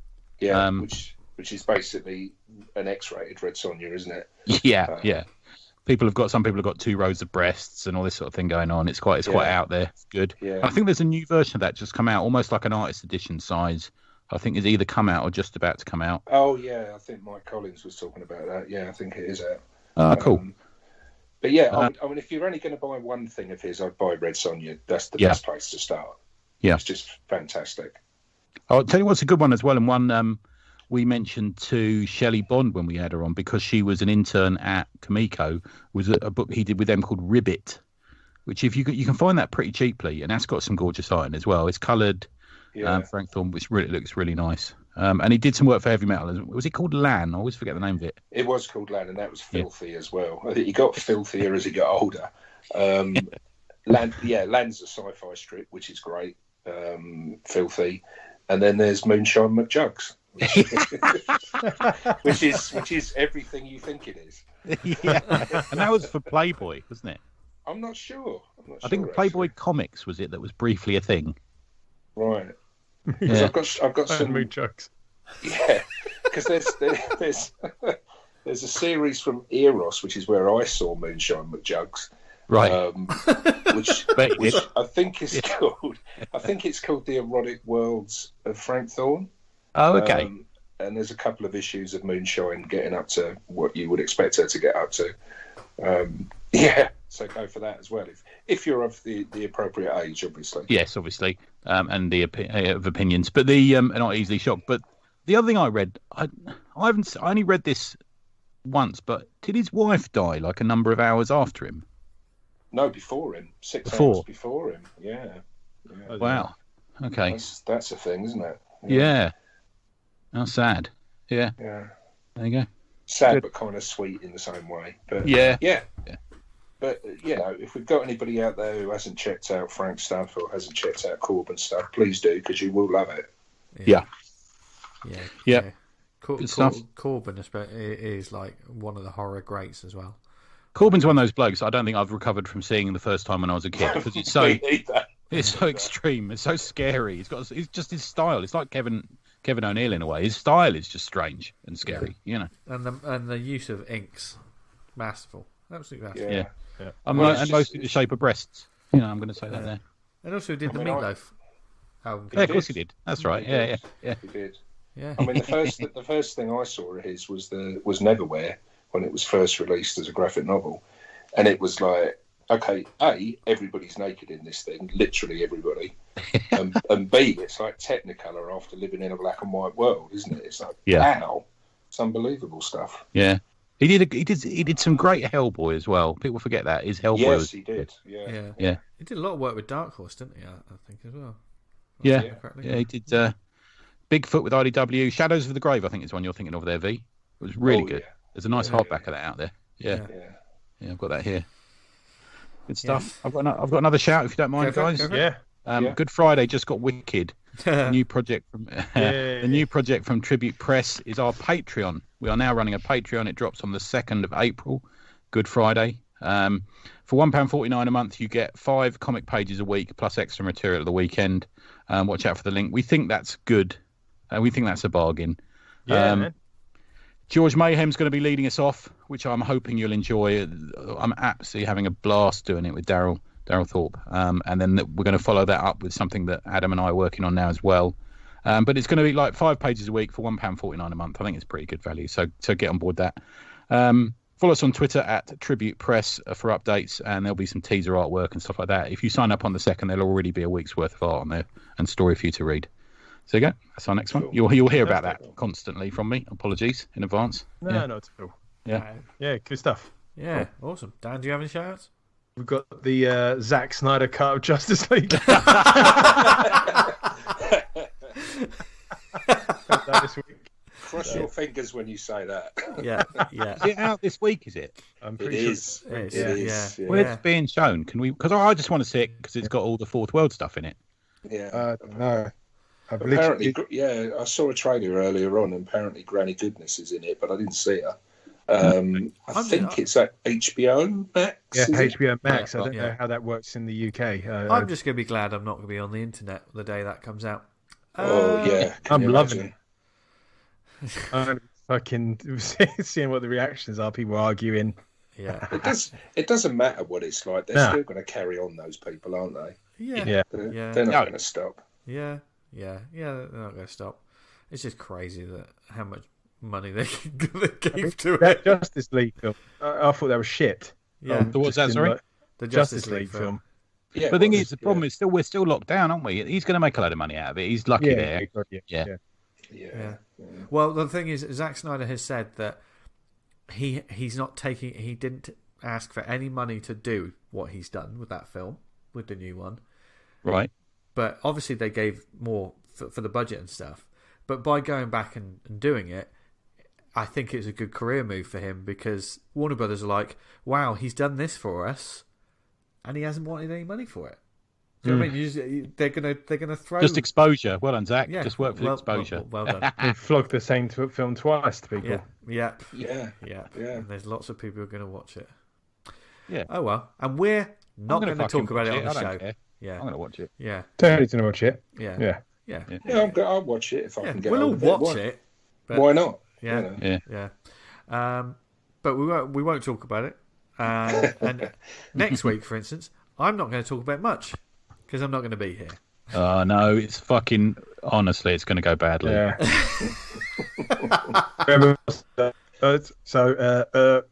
Tony, that was us two last time. You're a bit more of a seasoned pro at this time, T, because you've been doing your own show. I think I think the last one started off with me going, I really don't know what I'm doing, but let's give it a go. Yeah. I think that's how it started.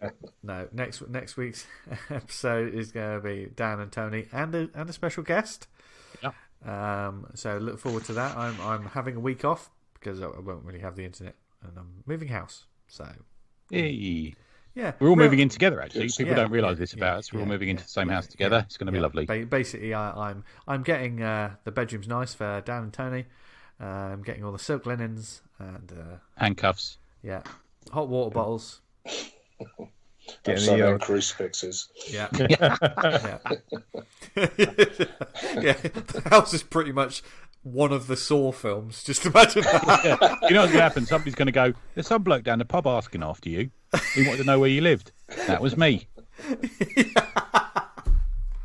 But anyway, don't worry, because we're all going to be back for episode 300. Yeah, it's coming your way. Where we're going to shout, "This is Sparta," and kick someone down a hole. Not that kind of 300, but there will be. But find out, there are going to be some details if you want to be in the audience. Yeah, it's kind of it. It's kind of, we're going to do a live one, aren't we, via Zoom? Yeah. So it should be fun. Yeah. This is the kind of joint drink and draw thing, isn't it? Right, I've forgotten. Yeah. Yeah, it's a bit like that. Yeah. Cool. Yeah. We haven't got to oil each other up like in 300, have we? Yes. Well, we can. It's optional. It's optional. I believe we call it lubing up. I believe. Lubing. That's another Frank Thorne comic. What? One man's oil is another man's lube. What? Correct. Have you got any shout-outs, Pete? What, of stuff to read or stuff? No, just anyone you want to promote or any links you've liked lubes. Do you know, I don't think I have, to be honest. I did listen to yours and Sarah's chat the other day, and she was talking about how she was struggling to read stuff. Yeah. I'm kind of the same at the minute, to be honest with you. Okay. We're so close, aren't we, to it ending? That's the thing, I think, sometimes. Yeah. I did reread The First Kingdom, which was almost as nice weighty an exercise as Jack Katz took doing it. Because it's not an easy read, is it? It's fantastic, but it's is that Kickstarter ended yet, or? Yeah, it has. So that's the only thing I've been involved in, really.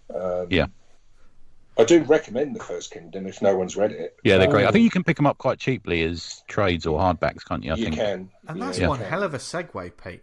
Speaking of recommends, there you go. To The First Kingdom? Yeah. I mean, what else would you like to recommend to our lovely listeners? Well, if they're reading The First Kingdom, they won't need to read anything else because it will take them a month, genuinely. And I'm not slagging it off because it is just something that you have to concentrate and you have to live with, and you have to go, right, I'm going to do one of these a day because if I do any more, my head is going to explode. Right. So it is a masterpiece, genuinely, but it's going to take you a while to get through it. So that is the only other thing I've been reading. But I'm very much looking forward to the Unseen Jack Katz when that comes through. So who was it who ran that Kickstarter? It was someone... That was Liam Sharp. Of course it was, yeah. Yeah. But I just think Katz is an amazing artist. I think he's 93 now, and as part of the campaign, Liam said something like, "Look, this is your chance to celebrate one of these guys while they're still here, not after they're dead," which I wholeheartedly believe in. Yeah. So yeah, that's my shout out, I guess. Cool. And happy birthday to Al Jaffe, who's 100. Who was 100 yesterday. Absolutely. Looking really well on it. Yeah. Looking really well on it. Good stuff. If only we could all be so lucky. Well, that's in normal human lives, not cartoonist. He's made it to 50, hasn't he? Because he really should be dead by now. So, if you're a cartoonist at 100, Jesus, and you're still working. All right. Okay, who would like to go next with the recommends? Shall I go next? Go on. Okay. I've just dropped some images of mine in the chat. Yes, you have. Yeah.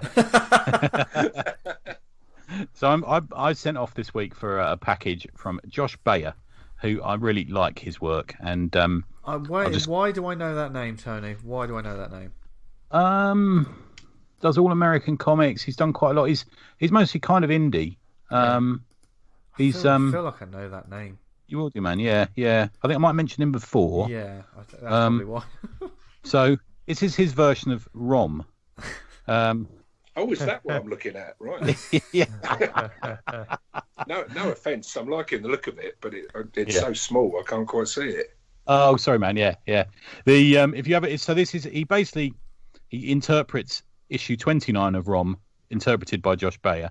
And the cover it looks like a man who's in it's kind of like a shit cosplay version of Rom, isn't it? A man in a ski mask. Yeah. But the inside front cover is actually black and white, and it's as is the inside back cover. It's actual pages of Sal Buscema art from Rom from that issue. Right.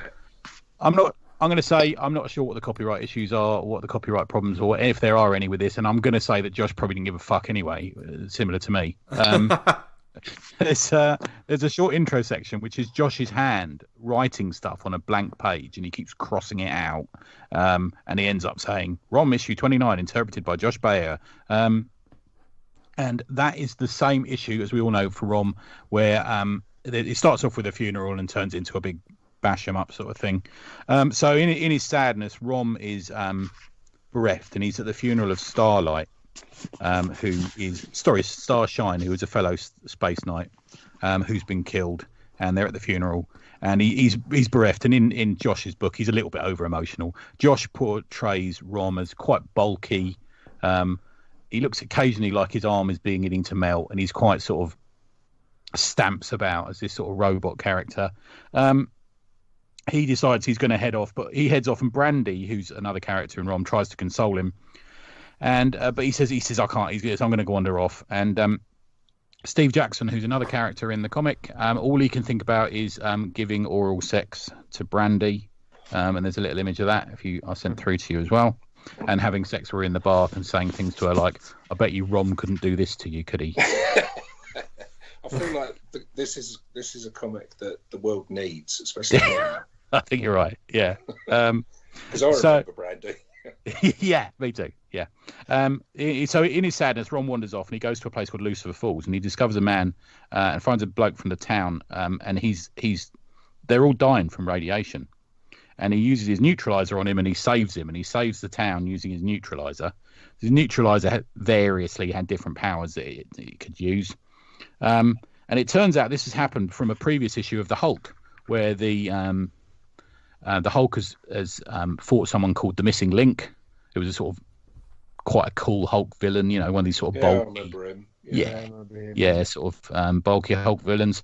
And Link, they say he's down the mine. So Rom heads down the mine shaft, and he comes across the Missing Link, and he sort of pours his heart out a bit to Rom, and he says, "This is what's happened to me in my life, and how I was beaten by the Hulk and cursed with this freakish radiation." And they have this sort of little heart to heart, and Rom says, "I must eliminate the threat you pose to the planet."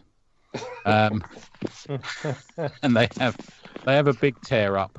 It goes on for quite a few pages, which is great. At the end of it, Rom saves him. He recovers his neutralizer. It's been thrown away, and he shines it on the Missing Link, and he saves him as he does. And all the while he's thinking, I'll keep hearing about this bloke called the Hulk. I wonder if I'll ever meet him. And of course he does. I think it's in like Hulk 298 or something like that, with the famous Sinkovich cover. The story then comes out of the Marvel story and switches to this bloke who's the dude on the cover. And he's at home, and he's in his basement reading his comics in his ski mask, and his name's Seth. And the kids call him Theth. Like that, they're using that sort of because they take the piss out of him a lot. And his mum tells him to take his mask off and bollocks him for reading new comics and spending his money on new comics. And she picks up one of his comics. She says, "Everything you read is angry and weird." She picks up one of the comics and notices that it's got the cover date on it is August. And she says, "I told you're not allowed to buy new comics." And of course, as we all know, the cover month is always wrong, wasn't it? And he says, "No, really, I bought this months ago. I haven't bought anything new." And she says, "Yeah, but this says August, so you're a liar." And turns out he goes into school, and he's sort of singing a song. He quite likes The Police, and he's singing Another Black Spot on the Sun Today, whatever it is. The kids start taking the piss out of him, and then he puts his mask on and starts running around very fast. It's kind of the whole story. It's just full of fucking energy. Like I say, I ordered this off Josh, and it came quicker. Bear in mind it's coming from the States. I think he lives in New York, Josh. It came quicker than comics did from just eBay in this country. So I was really impressed. And he sent me, I bought a few things from him, but he also sent me a panel of original art as well, which was lovely to get as well. Oh, nice. Yeah. The art's kind of, as you can see from that, very loose, but absolutely chock full of energy. I love the way the sort of the unruled edges of panels, and just the way he just throws himself into drawing, and people don't always completely look exactly the same, but you can tell who they are because he's got that iconic thing down flat. His characters, they're all exaggerated. Often they're actually, all his characters are actually a little bit gross. They all look a bit. I'm trying to think of another artist who I compare with him. There's no one no one's sort of jumping out at me. Maybe some of the people from Zap or something like that who would in the 60s would have drawn some stuff. But he's not an old guy. He's I think he's younger than me. The comic is it throws a little wink at the reader. You really do get some funny moments in it, but you can tell that he loves the source material, so he's a big fan. And he says that this is part of an ongoing project he does where he's redrawing some of his favourite comics as a kid. And I think he's either done it or he's about to do a comic of DP7. Do you remember the New Universe comic? Yeah. I think he's done. It wasn't great, but apparently he likes it. He's done that. There is another ROM issue out there, but it's sold out, sadly. There's a lot of stuff that's sold out on his site. This is all black and white. It's oversized, so it's... anyone who's been to American Entertainment Weekly, which is slightly smaller than a normal magazine over here, but bigger than American Comic size. That's kind of the stamp of what you'll get. Okay. Yeah. The back of it is an upside down picture of Rom. I don't know why he's done it upside down. It's just, that's kind of makes me laugh. And it says, I am $5. So it's pretty good value as well. Yeah. I'm definitely into these books now. I'm definitely going to, as soon as he has new stuff out, or the ROM one becomes available again, I'm going to get it. I also bought something off him called Raw Power, about two sort of shirtless men cutting names into their chests. Now we're talking. We're talking. And throwing up on each other's genitals. But there you go. It looks pretty good. So yeah, give it a go. Josh Bayer. You can find him on Instagram at Josh M Bayer, Bayer, and he's at www.joshbayer.com. There you go. That's what nice. Cool. It definitely sounds like he just got up in the morning and went, I'm doing this today. Yeah, I like it. Absolutely the best reason to do anything. Yeah. You got to appreciate that sort of comics. Thinking. Sorry, I batted in. Go. No, I've got a short, sharp, and very quick recommend this week because I've been busy doing other things, so I haven't had a chance to read as much. I do have some stuff on my comics already. I will probably have quite a lot to talk about on 300. But yeah, I just want to recommend Homesick Pilots. Is continuing. Yes, I want to get on this. Is continuing to be well done. The first 3 issues. I read issue 4 this week, and it's still absolutely smashing it. It has a colour palette. Casper Wingard's artwork is just phenomenal anyway. But his colour palette is the sort of thing that was just probably would keep Dan up at night. That's all I'm going to say. Plus Dan and Watters. We need to just get these guys on the show so we can actually. Yeah, we do, don't we? Yeah, that'd be great. Because they've been making books together for a while, and it's a brilliant team. And Homesick Pilots, it's a 5-issue arc. Issue 4 is a nice setup for what's going to come next. Of what I hope is an ongoing tale. It feels like there's a big universe being built up. For those that don't know what it is, just imagine people piloting mechs. But instead of them being giant robots, they're haunted houses. Make of that what you will. There are ghosts. There are brilliant horror designs. Issue 4, and there's a lot of action. This is a lot more like an action book than I thought it was going to be a horror book. And there is a fight between. I don't want to give too much away, but there's a cool design creature fighting a monster that's made up of VHS tapes. But it's like they've been unwound and like they're sentient, and it's brilliant. And it's basically all about the ghosts. There's lots of different ghosts in this house as well, and the main character Amy is trying to collect them all, but she's run into problems, and her old punk rock bandmates get involved as well. But just the character designs. This is it's almost like a horror sci-fi book that everyone needs to be reading. The cover designs are so in my wheelhouse, it's unreal. But like I say, if you're reading it digitally, the back issue bin, I guess, is Image do a good sort of line in that, really, don't they? It doesn't take them long for the back issues to, because a new issue is £3.19. Which means, yes, I'm breaking my habit. There are a couple of series where I will go to bat for if they're very good, and I enjoy reading them. And Homesick Pilots is one I have to read the week it comes out. But you can get the first 3 issues for like $1.59 at the moment. So, and I'm definitely going to double dip on this because I want this. Oh, nice, yeah. I think I was waiting like buy the first issue on Comixology and buy the trade. Yeah. I know I get scorned for saying that because. No, it's going to be a beautiful trade, but yeah, just a series in general. Just if you like character designs, like one of them, one of the pieces of furniture in the house is like a lucky horseshoe that hangs on the wall, but the horseshoe's actually haunted. But the ghost that is this sort of horseshoe, it almost has like a sort of wraith, like necromantic sort of. It looks like something out of a Del Toro film sort of face, but the top of its head is like a horseshoe shape. It's really fucking genius, to be honest. Yeah, this series is just kicking ass. It's very nice that it came around at just the right time, and it's absolutely delivering. So Homesick Pilots, get on it, and that's mine. And Dan, what would you like to recommend? Bearing in mind, we following the theme of the show, I've got a book called As Before, So Behind, by story and art by Ted Adrian Clausen. Did you read this? Yeah. Have you seen it? You read it? I read it last. This is the book I talked about last week. This is the book you talked about last week, babe. Yeah. I was going to say, like, it's just fucking. I downloaded it and good. like I'm going to say no more, and I just want to hear you talk about this, Dan, because this is it was hard hitting for me because a couple of weeks ago I became an uncle. My brother had like a little boy, so when I started reading it, it was like it felt very close to me. Yeah, and just the whole narrative is just.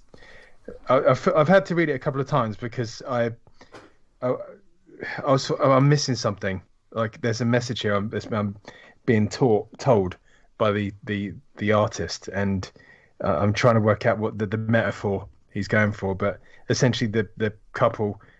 Did you read last week, Vince? The kind of preface that goes before the book. Yeah. And it's so it's all about dealing with this couple's loss of their child, and it's so tragic. It absolutely it's like sticking in my throat as I was reading it.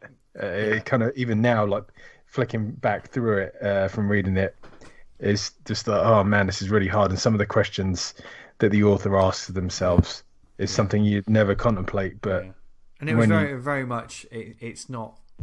It's like I was saying earlier. It's a window into this person's experience rather than It definitely came across as something that was probably therapeutic for the author. And you know, even though I'm nowhere, I mean, like you say, you're closer to this experience. You know, I'm in no way close to this horrific tragedy that came about them. But it felt me. I felt it, man. I like. Yeah, it's really it broke me a bit at the end. It's so. We got a lovely comment from Pete Davis, didn't we, about how we spoke about it, or how you spoke about it last week, didn't we? Yeah. It's there's such the loss, and the author, the creator, seems lost because he sort of wonders about like what his kid would be like in the future, and would he do this, would he do that, and he seems to have just completely just been wrecked by this thing, this event, and he says. I can't find the quote, but it's like, "Am I a father? Can I call myself a father?" He sort of troubles himself with that kind of thought. Yeah. because he had a son, but only for literally for hours, and it's this so. The last page. I will say. I mean, the last page is quite beautiful. Yeah, the way the work is finished is very poignant, and it's kind of bookmarked by they go to an artist retreat before and after the event, and it sort of frames the middle of what happens in the middle of the story. But very powerful comic. I can only recommend getting it on Comixology. It's well worth it. It is literally it's only 79p, I think. And it's I think it's a book that more people need to know about. Even though I need to get this then. It's a difficult read because it is so heartfelt. Do you know what I mean? And I think it's. As we said on the show, like with the stories of people's lives, they're not always going to be fun and laughs, and this is far from. I would recommend not to read this in the guided view. I just feel it works better as kind of reading the page is not flicking between the captions. You really need to take the whole thing in, as opposed to. Okay. Interesting. From purely just a visual perspective, it's a lovely looking book. I mean, I love the cover of it. The cover itself is, so simple and just so striking. Yeah, it's really well done. It feels like a title that'd be found like in Nobro or Avery Press. It got that kind of feel to it. Yeah. It's strange because the artist says like this was the redux edition where it's got all the content he wanted in it, and there was a previous version that cut down. But I don't know how you could cut any of this down. Every bit seems so profound and necessary to the comic. And it's not especially long. It's only what would you say, the 12 pages, something like that. I mean, it feels short because there are a few splash pages. From including covers, it's 25 pages long. Yeah. So. What's the title? Just for people who come in. As before, so behind. In brackets, redo. Right. Yeah. So it's. I mean, I commend the sort of bravery of it as well. Like going back to this and just. Yeah, it's the honesty thing again, isn't it? Putting yourself out there for a reason, the right reason. Yeah. I couldn't tell that story if that happened to me. Yeah. No way. But and massive respect. I mean, and in the synopsis that you will read on like Comixology, which is in the book as well, it is very much to the point. It's not like a glorified synopsis of what you'll find in the book. It is literally, this is what this is. This is why I did this. Lets you know within the first line. So if it's worth reading, I think stuff like this. It really is, and and I'm going to be seeking out more of Ted's other work as well, because he does like some fantastical and stuff as well. So that's something. Yeah, he does other sort of comics as well. I noticed I bought his other book that's on Comixology at the moment. I'm looking forward to reading that. I did read it. Go on. Sorry. Just to say, I just googled it, and there's quite a big chunk of it on a site called The Nib. Yeah. People want to check it out first. Yeah. Okay. Yeah. Which is where it first appeared. Right. So, that's right. I remember. I remember you saying. Yeah. Okay. Yeah. Yeah. Oh, I'm so glad you checked this out, Dan, because I think work like this is, especially, and it works about the topics we've talked about as well. Everyone's got different sort of. They come at these sort of books and moments and everything from different angles, don't you? It's interesting how books can affect people across the board. Do you know what I mean? It just shows the power of comics. Yeah, it's got an absolute power, and I mean, the creator there who kind of knows what he's doing, he knows the genre, and he uses it to maximum effect. Yeah, it's a sterling job. Yes, yes, and if you want to follow Ted on like Twitter and stuff, at Vinegar Tom. Yeah. So, and he says all this machine does is write and draw and make little comics. That's all. That's the sort of creator you want to follow. And we hope you enjoyed this episode. Cool, there's so many links in the show notes this week. Oh, classic. But definitely go forth, try some different comics and stuff, and you never know, of all kinds. And if you love this genre of comics, make one. That's what Pete's been telling you all show to make them. Absolutely, we can do it. Anyone can. Yeah, exactly. Much like podcasting, really.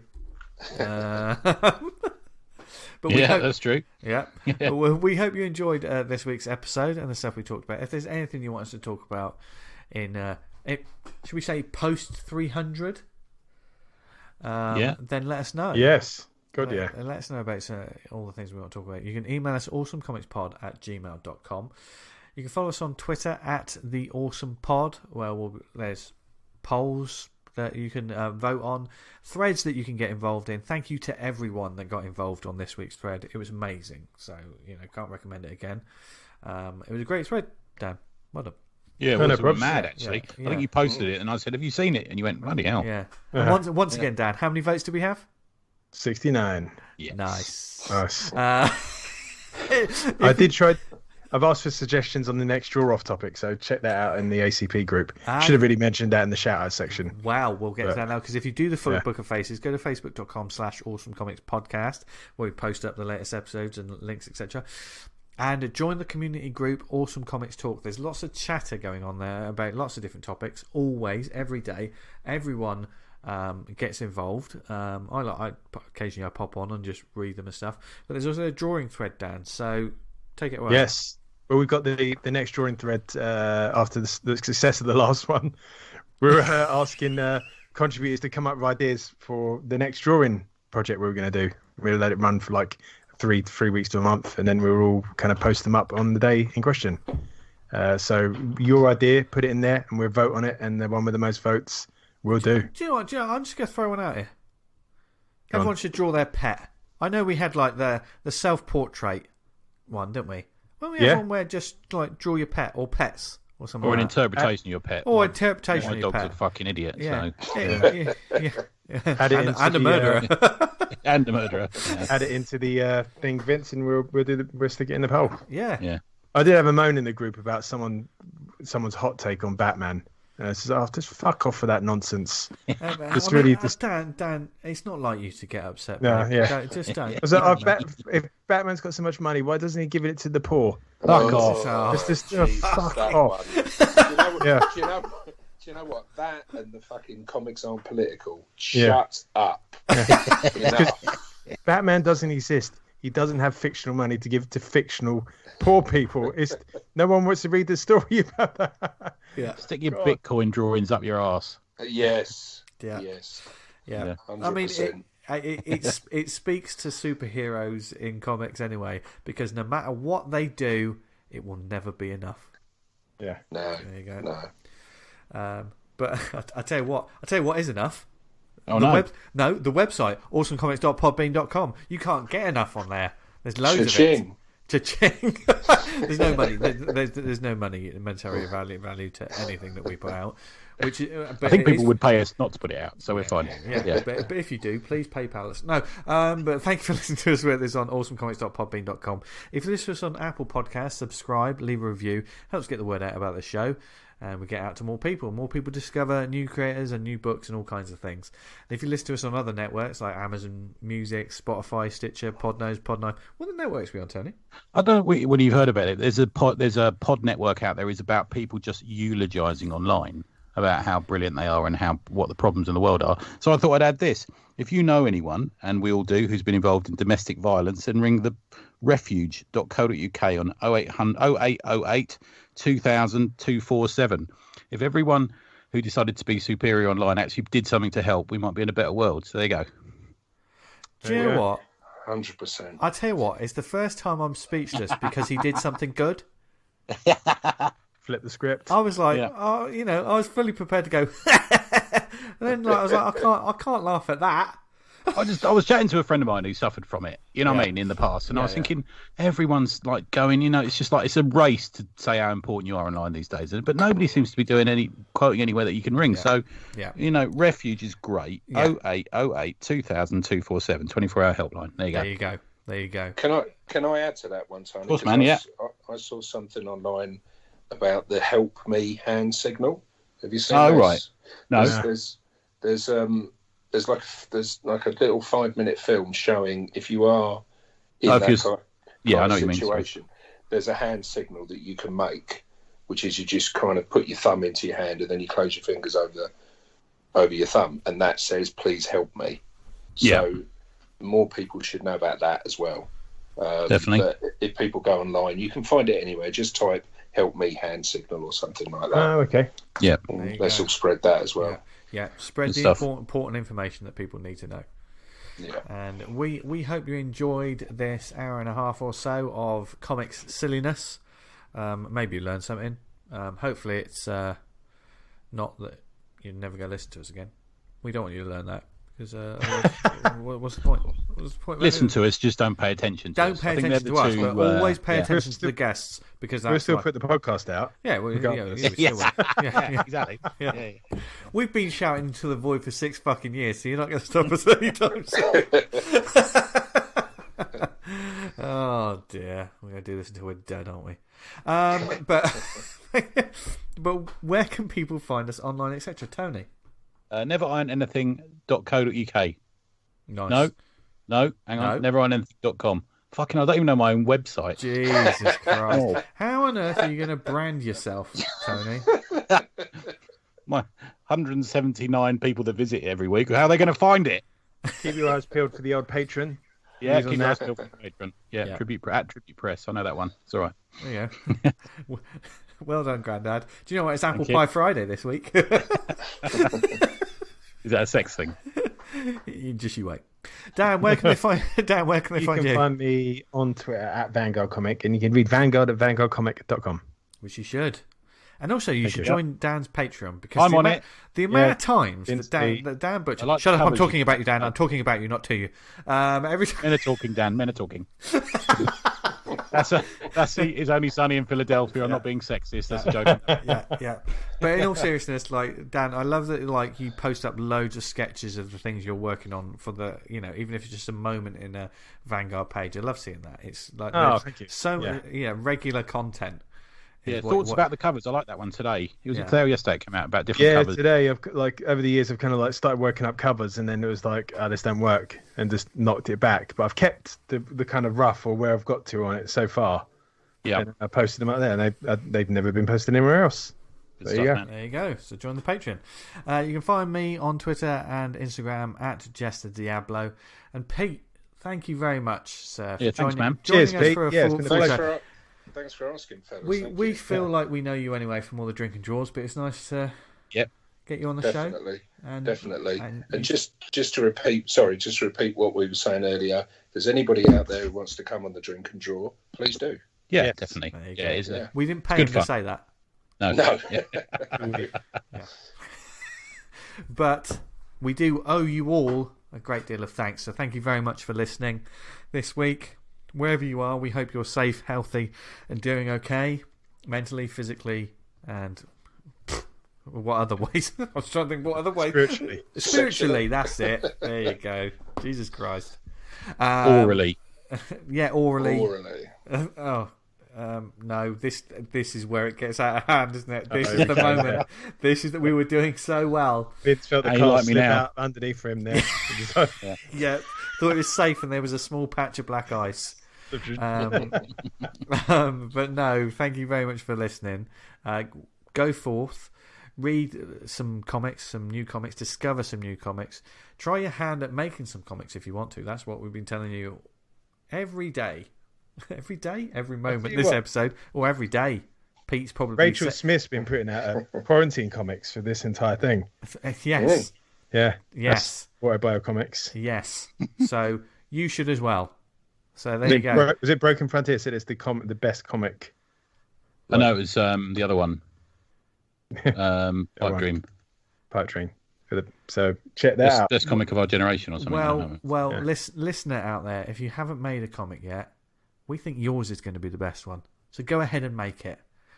And until you start doing that, thank you very much for listening. Read loads of comics. From Dan, Tony, Pete, and myself, have a brilliant week. What do they do, guys? Stay awesome. Stay awesome. Yes. There was a little bit of shame in his voice. A little bit of embarrassment, a little bit of awkwardness. You didn't rehearse me. What can I do? Yeah. Hang on. Do you think it's ever been rehearsed? It's a way to do it on the night job, isn't it? Exactly. Classic butcher move. Bye, everyone. Bye. Yeah. Bye.